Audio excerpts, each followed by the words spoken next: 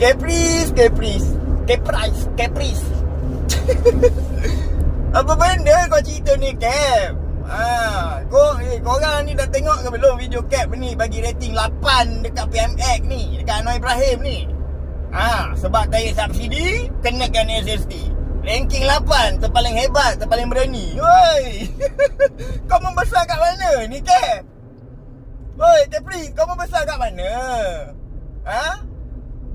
Tak London kan?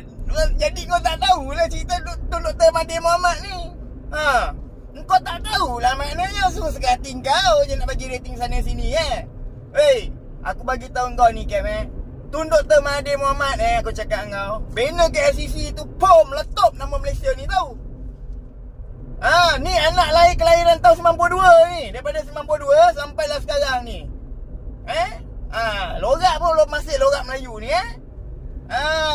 Tun Dr. Mahathir Mohamad ni, Putrajaya yang diorang gebuk-gebukkan pun tu, Dr. Mahathir Mohamad yang buat.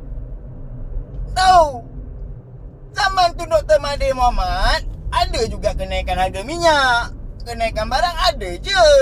Bukan tak ada ikut peredaran masa, peredaran zaman.